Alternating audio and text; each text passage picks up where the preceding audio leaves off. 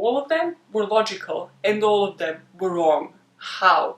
How is that possible? How is it? Like, there was a logic behind every single decision, and every single decision was wrong. It is 10 a.m. and that means it's a perfect time to eat the ice cream that tastes like toothpaste and talk about domestic terrorism. Apparently, in my eyes.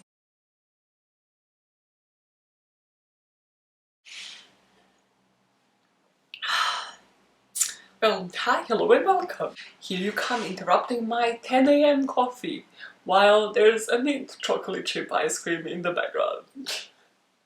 Gross. I have lost more V-cards for this channel than in real life. My real life might actually be super boring. Hey, it's 10 a.m. It's a Friday. Which means apparently it's a perfect time for me to eat the ice cream that is of a taste of a toothpaste. Look at that beauty, look at that beauty. And to talk about domestic terrorism. Look at it, it looks beautiful, right? It smells minty though. I'm not excited about this one, but until it defrosts, let me tell you what this channel is all about. If you're new here, or if you're a returning subscriber, you might want to see this one out. Just a disclaimer, this case is probably the heaviest case I have covered on the podcast channel, everything in general. Just researching it hurt my soul so many times. So many times! It involves death of 168 people, including children. It involves anti-Semitism, racism, just, you know, all the bad stuff. So if you want to see this one out, I wouldn't blame you. I'll put in the description another video. You know, join me next week on Last Meals. This is an important one to cover. And I wanted to do it for the longest time because it includes 2 pints of mint chocolate chip ice cream, which is freaking weird, Timothy. It just tells you, what can we tell about the person that ate this ice cream? They never made any decisions. All of them were logical and all of them were wrong. How? How is that possible? How is it? Like, there was a logic behind every single decision and every single decision was wrong. So yeah, this is a non-biased account. Hi, welcome. This is Last Meals. If you're new here, this is Last Meals. This is where a homegirl me have no skills but a fat ass and I like food and I like experimenting with it and being disgusted by it constantly, consistently. So I sit my ass down every Friday. I eat somebody's last meal, and who that somebody was, well, they have done a bad deed. They have usually been on a death row. Hey, sometimes I cheat. This time I'm not cheating. He has died by a lethal injection. And I don't just eat their last meal, I tell you the story, I tell you a case of a person. We discuss what the hell, why did they make these choices. And yeah, and then you leave feeling like crap today. Sometimes it's like, haha, jokes. But yeah, not today. So, Timothy McVeigh, who was he? What has he done? So, our boy Timothy was born on April 23rd, 1968. He was born in Lockport in New York. So, he was born in one neighborhood but then grew up in Pendleton, New York.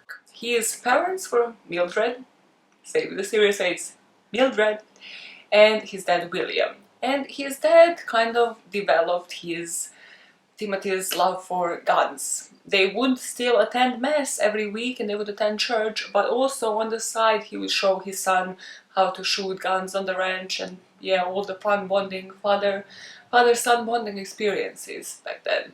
The only red, that you could say red line that came out of Timothy McVeigh's mouth was on the topic of church and like just his bringing up. He said he didn't believe in hell and that science was his religion. Which I was like, that's kind of red. That's something like a Breaking Bad character would say. But there was nothing red about Timothy McVeigh. About his school life, well, Timothy claimed that he has been bullied. Again, there's not enough reports and he didn't like actually completely like explain this, but from everything I've read and from like last podcast on the left, like research who has read multiple of the books, well, on him and read about like and written about him, it wasn't the worst bullying in the universe. It wasn't like Carl Panzer's life. It wasn't the worst of the worst. He was still shy and reserved, and apparently that kind of only became prevalent in his teenagers. So before then he was like playful, all of that, but then suddenly it's like kind of like this dark thing possessed him. And when it comes to bullying, like, he would always keep in mind that he will one day retaliate against all the bullies.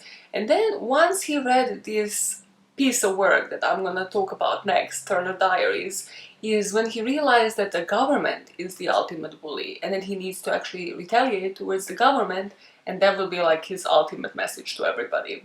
When it comes to his high school and his college that he dropped out of, he was always prevalently, even before reading Eternal Diaries, always prevalently obsessed with guns. And this came, well, because his grandfather and then his father introduced him to guns and then introduced him to target practice. So he was always like obsessed. He was telling people he wants to be a gun shop owner one day, which again, cool, you can do that healthily, mate. He would sometimes bring guns to school to impress his classmates. And he started being obsessed with Pancho Villa. I'm gonna put the image on the screen. So sometimes even once he dropped out of college, he would come to work with like bandoliers, which I didn't know what they are. It's kind of like bullets vest kind of thing, and yeah, it's definitely a look. It's more like a movie look, not something you might wanna turn up to work as. But sure, as I mentioned to you, all decisions that he has made were somehow logical in his head and nobody else's. This is also when he read and truly became obsessed with Eternal Diaries. Now, as I mentioned on the podcast constantly, the recommendations that people give you on books and movies truly make the judgment you make towards them relevant. And you should, yes, judge your friends based on the recommendations they give you. If somebody was to recommend Eternal Diaries, I would say report him to the police. No, honestly, I would say report him to the police. Because the character of the Eternal Diaries was this anti-Semitist, racist human, and was everything that Timothy McVeigh, after he read it, aspired to be. I think it's edible now, yeah, I don't want it to start overflowing. Let's see the reactions, guys, pray for me, please. 2 pints also. Lord, okay, just shove it in your mouth.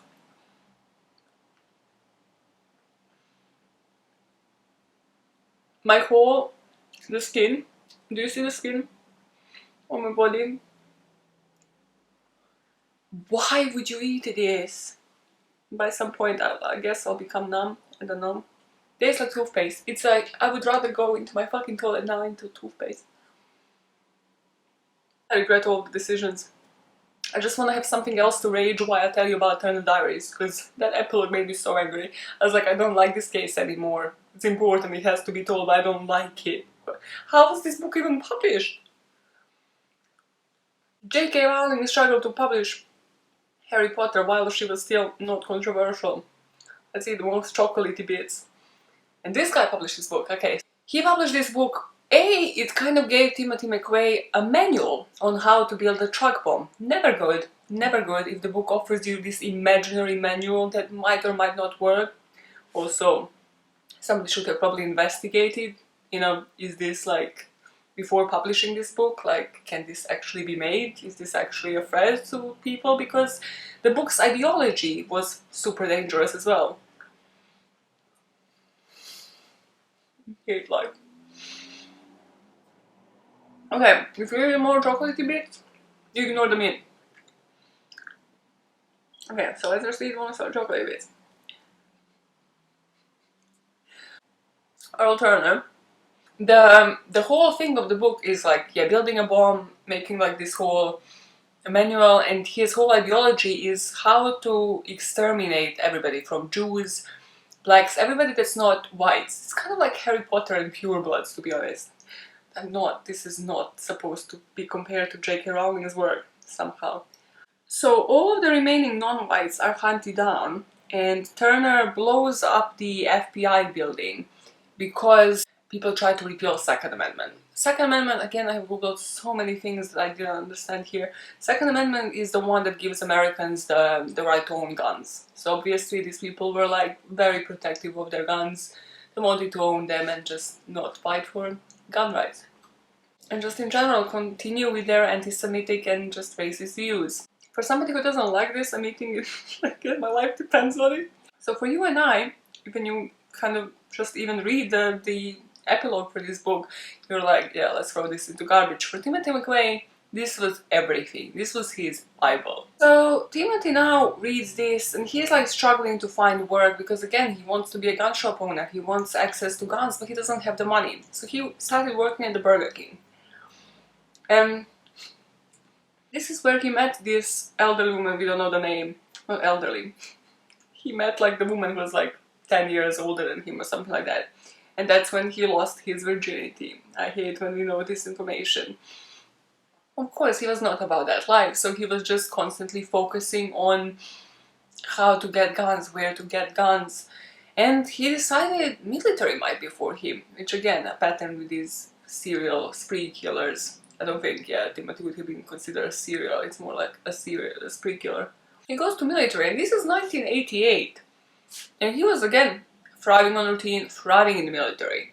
But he was also famous for giving like the least favorable jobs to the black people, the people of minorities, anybody who wasn't just pure white. This is when he went to sergeant level, because again, he was the best shooter, because he practiced since childhood. So he was thriving. He even went to become a sergeant, but then yeah, he would got in trouble for that. He got in trouble for possessing like KKK merchandise, Ku Klux Klan, again, white supremacist stuff. However, and I find this super strange, because again, there's not many details, but it says he was discharged. So he was sent to try out for the Army's Special Forces, but then he only kind of lasted like a few days and realized it wasn't for him, and he says it was discharged, which I'm like, if he himself realized it was not for him, hadn't he just left then? Is it the same terminology? Well, the military thing is important because A, it's a pattern, but B, he met two people that will be his co-conspirators. Michael Fortier and Terry Nichols. A, the top layer, now the rest is gonna be gross, so I'm gonna leave it chill in the background. I would not suggest to try that at home, or at least have like a gallon of like coffee or water, something to replace the taste. Yeah, so mostly like coffee. Cool, continue with Timothy McVeigh's depressing life story.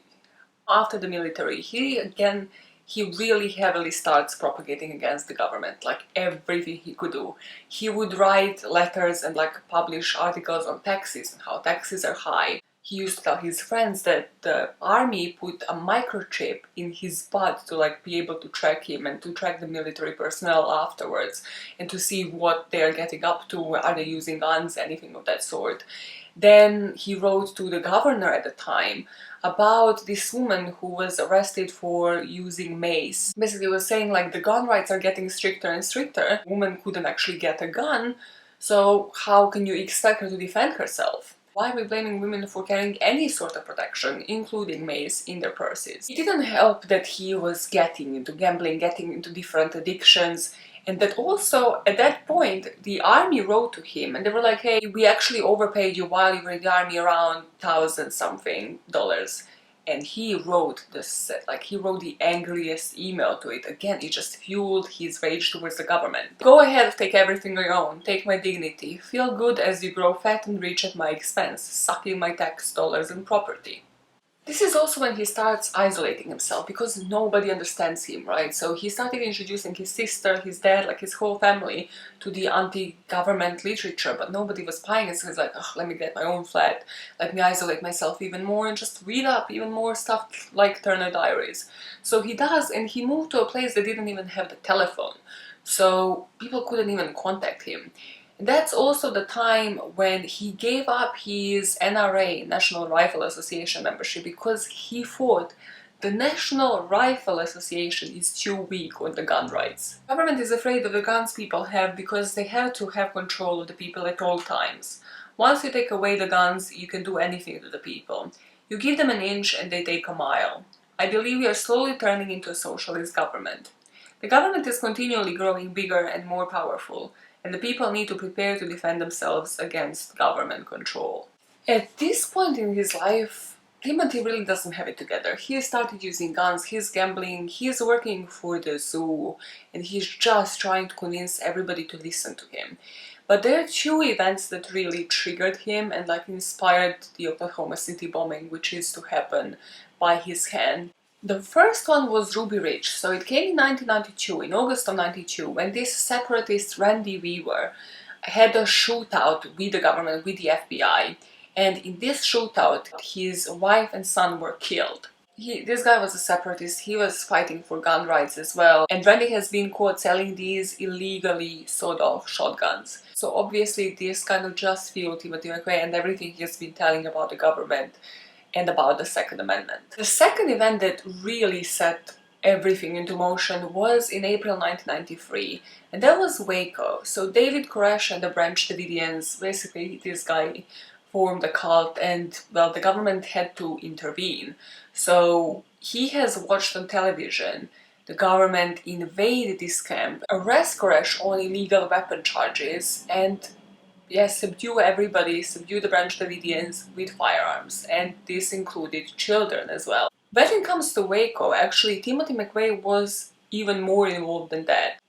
What happened is, at the time, Timothy McVeigh was doing all these gun shows. So he was going like city to city, getting really involved in this gun show culture. At the time he heard about what's happening with the Waco. Now Waco got like heavy media coverage, of course, but people couldn't actually like be right in front, right? It was considered dangerous. So he came to this viewpoint, to like the closest viewpoint where he could just have the access to the camp, and there he would again propagate his views against Second Amendment, give people gun rights literature, propagate, like give books like Eternal Diaries, copies of the book. He would also give like bumper stickers that said, when guns are outlawed, I will become an outlaw.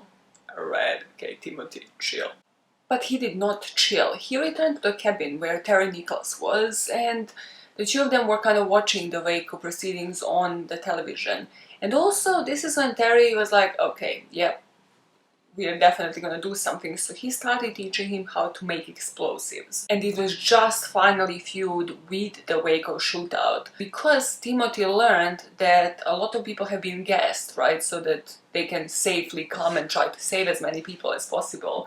But he was exposed to gas in the military, so he knew its side effects. And he was particularly upset that women and children were gassed, which will become important and irrational in the way that he viewed the world very soon, like pretty soon in this video. So that was what enraged him, but also he thought that the government was covering this up. So there was some evidence that didn't make sense apparently to him, such as this like bullet-riddled door that just ended up disappearing. So they're like, hey, who started the shootout, right? Was it the government?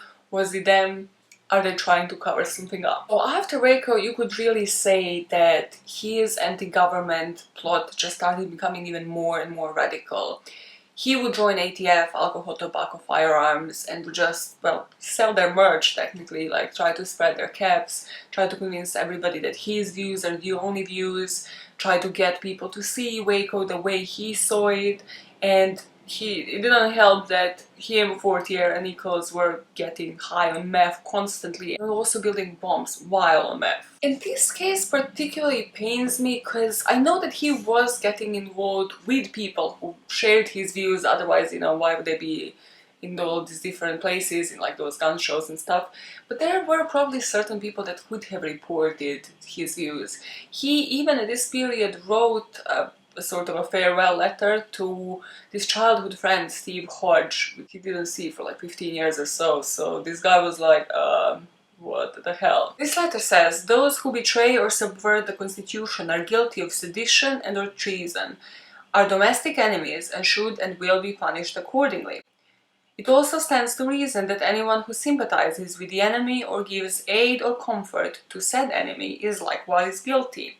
I have sworn to uphold and defend the Constitution against all enemies, foreign and domestic, and I will, because not only did I swear to, and I believe in what it stands for in every bit of my heart, soul, and being. The straw that broke the camel's back with Timothy McVeigh was 1994. Well, he has been plotting this, and he has most definitely premeditated this for years. But in 1994, with Bill Clinton now in power, you know, like how when they have like presidential elections and they start like to pretend like they're gonna change something and they're going to enforce something, and that kind of resonated with him, as he actually was one of those few people that believed that, yeah, the government is gonna suddenly repeal the Second Amendment. So the new firearms restrictions, he thought they threatened his livelihood, and he finally put his plan into action. So we are coming to September 1994.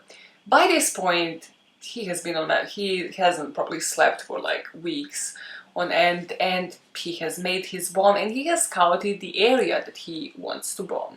September 1924, he says like, it's enough. he and Nichols like finally start building and actually taking enough supplies to build this huge bomb, and he decides on the building. He decides on Alfred P. Murray building. So this is kind of like governmental building which also had a daycare in it. So again, it should have been secured and it should have definitely put a point across to the government. So it was based in like Oklahoma City. That's obviously not the only reason he has chosen this building for, it is the main one, but he has also chosen it because of the media coverage, because of like all the amount of cameras, and he knew that that would have certain media coverage. And for that, he could have also had the option to choose to blow up this building and still have a message to send to the public, and could have done it overnight. But no, he has chosen to do it during daytime while people were still in the building. And in scouting this building, first of all, he didn't realize how huge it was. So he was trying to decide where the best way to put the bomb is, and he thought it was the basement, but then kind of decided on the parking lot. But actually there's speculation that he decided to use the parking lot handicap lot only on the day of the bombing. There's also reports that he knew that there was a daycare center. So when scouting the area, that he has actually spoken with somebody. I think that somebody actually managed to survive and give account of details. So he has spoken with somebody, and that person works for the building, and he sort of was like, hey, yeah, I'm a father of two. She was not. I'm just looking into providing daycare for my two children, you know, like how, like what's the capacity that you have, those type of questions. And that person was like, yeah, the daycare is just here above this parking lot. See where this is going? So people have speculated that he most definitely knew that there was a daycare, and that that was in particular intentional to blow up that side of the building, which just makes him a complete fucking psychopath. So on April 19th, 1995, he has parked up his Ryder truck in the handicap spot, and this rental truck actually contained a huge bomb. So it was about 5,000 pounds worth of ammonium nitrate and nitromethane. So it was a huge bomb. He gets out. When this bomb explodes, it kills 168 people, including 19 children in that daycare, and there was about 648 wounded. This just really breaks my heart, because there's like the article with people just telling their children's last minutes, or like, you know, just before the children left the house. So let me read a couple of those. Elijah loved trucks, said his father Keith, who lost 2 sons in the explosion. I always took my boys for a ride in the truck when I got home. Haley Elman, she had celebrated her first birthday the day before the blast. It was the image of her limp body being tenderly cradled by a firefighter that brought the horror of the moment home to America. Yeah, this is like the famous one. This one is just freaking horrific. I don't even think I'll put it up on the screen, because just the terror, just people trying to see if it was their child. Also, obviously, because of the extent, just look at like this building, just look at the amount of victims. It took a 2-week rescue attempt. And during this time, some people actually started, to a certain degree, sharing the views with Timothy about the government, about how did this happen in the first place? Why were there no security footage? Apparently the cameras were just for show. Apparently there was only one security guard on shift that day. So he wasn't able to have the views of everything happening. Why is this, you know, why is this huge ass truck parking up? I think last podcast on the left said that they didn't spend, I think it was supposed to be like 18,000 on just like the protection, you know, different infrastructure, like different glass on the building and stuff like that, that would have had less of an impact. Like had they done this, only 20 people would have died instead of 168. And from everything you have heard now about Timothy McVeigh during this video, you would have thought that this would have affected him. He must not have known that there was a daycare center. He must not have realized this, because in every single event that inspired him, he was pissed that people attacked women and children in particular. So you must be thinking the same when I was like, there's no way. Well, in prison, he gave a statement. This one will piss you off as well. To these people in Oklahoma who have lost a loved one, I'm sorry, but it happens every day. You're not the first mother to lose a kid or the first grandparent to lose a grandson or a granddaughter. It happens every day, somewhere in the world. I'm not going to go into that courtroom, curl into a fetal ball and cry just because the victims want me to do that. Rest in peace, Timothy McVeigh. You know, when I do these videos, like, it really hits you differently when, you know, you kind of eat their last meals, and, well, I do it to try to get into the mindset of these people for even a hot minute. And like with this case, it just hurt my soul, because how can you say that? Just how can you have no remorse? It's just fake remorse in this case. So, where have we left Timothy? So he was, he went into his getaway car, didn't realize that his dumbass self didn't even put a license plate on it. So at some point he's driving the car and there's this police officer that pulled him up and was like, hey, yeah, you don't have a license plate, sorry, I need to bring you into prison. But nobody connected that this was, well, the guy that was by now on all of the posters, and he was wanted and the FBI, BAU was profiling him. So they just let him go. And then he went and rented out this room in a motel. And again, because his dumbass, I mean, I don't know if this was on purpose or was he just truly dumb, he rented it in his own name. This is why there's a problem. You see how I'm attached to my own name? Yeah, Timothy was super attached to his name as well. And yeah, that doesn't work that way if you are a terrorist, sir. It just doesn't, because people managed to track him down after the word got out. The FBI actually profiled him to a T. He said he will definitely be white, he will have military background, and he would have been pissed off by Waco, especially because of that anniversary, but also just from like his behavior. They're like, yeah, this building and this particular thing is definitely a message to the government.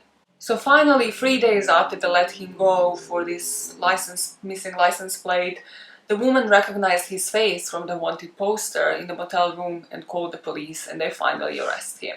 Him and Nichols went to the trial. He only had the trial 2 years after this, so like 1997. It was 5 weeks long, but the jury only took 23 hours. Even that is too long, sorry, but even that is too long. But yeah, they sentenced him to death, to die in prison. During his trial, his defense was the necessity defense. Now I was like, what? Is that, you know, the J-Lo enough kind of thing? And truly it kind of is. And I think the lawyers decided against it, because the necessity defense is technically putting him in imminent danger of the government, and that's how he justified this. So this necessity defense didn't mean that he was in immediate danger, but it was imminent. It would happen eventually because of how the government has treated Waco, and it's like, yeah, not buying that as a juror, really. He was not in the imminent danger of the government.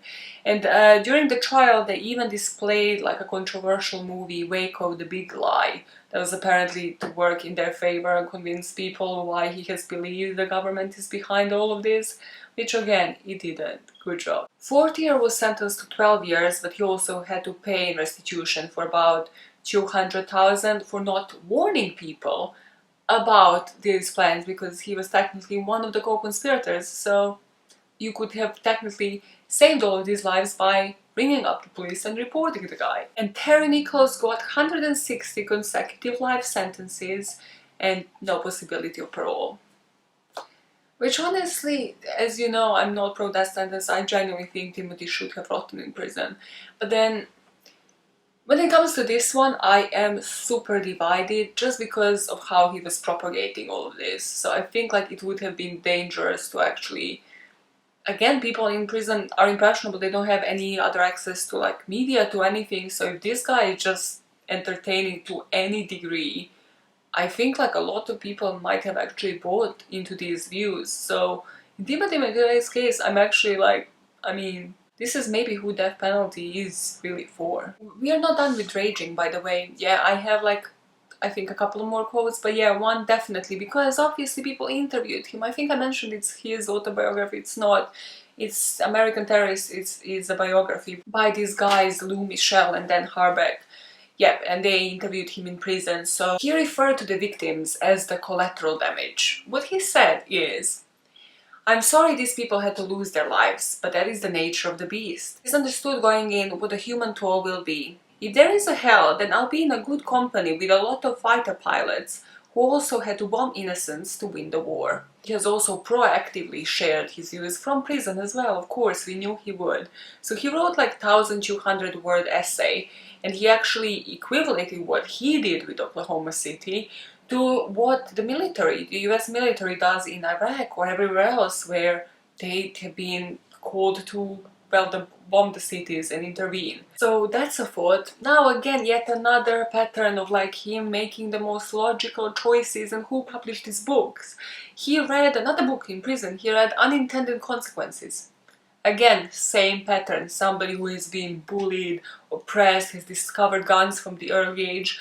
But this person in this book decided for a sniper attack instead. So Timothy has said that this book influenced him. Had this book came out earlier and not in 1996, he would have seriously considered a sniper attack instead of bombing the federal building.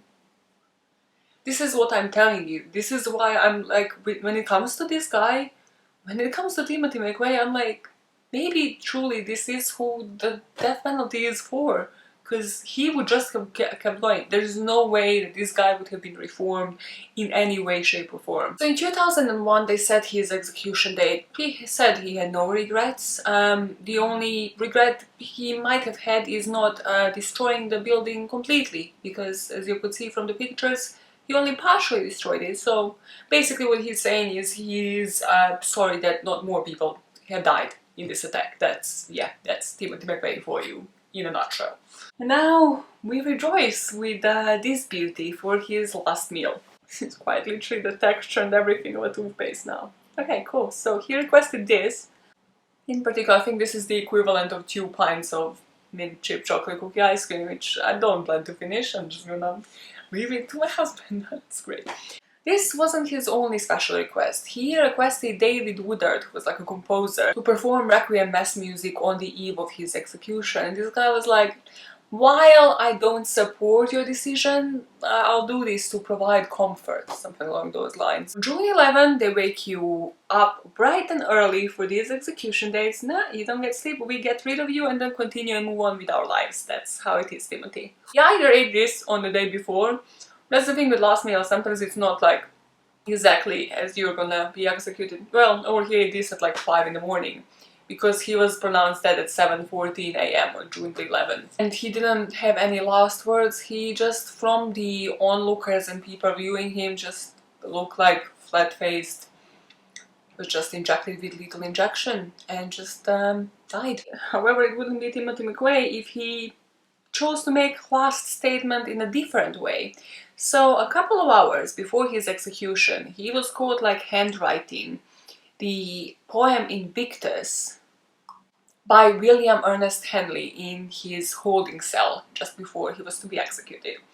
Now let me read you part of that, because again, everything with Timothy McVeigh has to have some goddamn logic.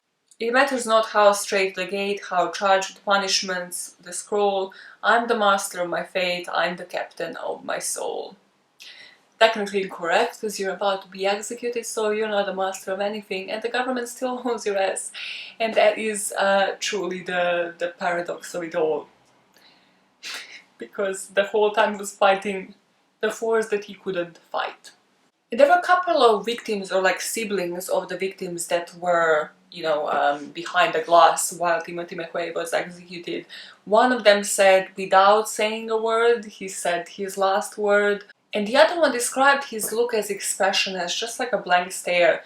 But it kind of showed defiance, like if he had the opportunity, he would do this all over again. And I think that's a good note to end this on, because, well, as much as you cannot not be biased with this story. As much as I try to give you like, well, there's Waco, well, this is what he was influenced by, he read all of these books, this was his childhood, he was introduced to guns by his grandfather and father. You can't just not have an opinion on this story. And why it's important, I don't know if I actually stated this, but when the government was first heard of this, and when the police or everybody first heard of this, well, they didn't think domestic terrorism, right?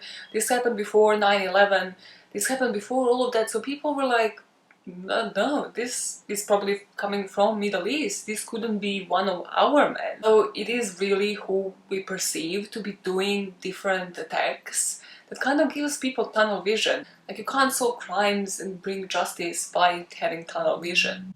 Oh, and one more thing. We don't know where Timothy's ashes, he was cremated. We don't know where his ashes were. The lawyer said that's privileged information.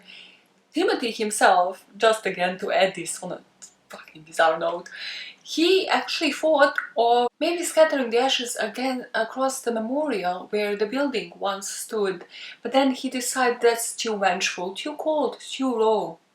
Yeah, you could say so. Stop fucking with victims, Timothy. Rest in peace, mate.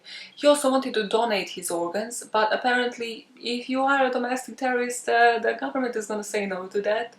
Like, apparently that wasn't permitted by law, so no, nobody around the world is carrying an organ from Timothy McVeigh's body, and probably should be thankful for that. Just the organ is just scarred.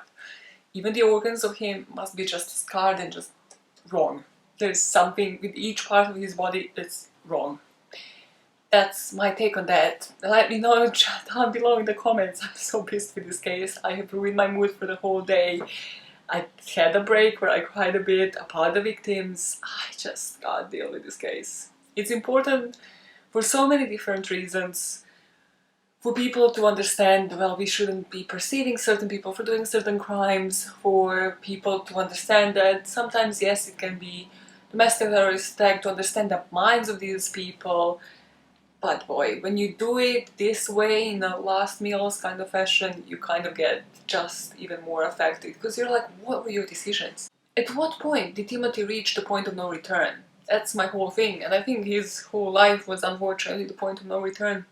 Let me know down in the comments what you think about this case, what you want me to eat next. I'd kind of like to lay off the sweets for the next month, before my birthday, and then maybe eat cake. Does somebody have cake? Plenty of people, they all ate fucking junk food, you freak.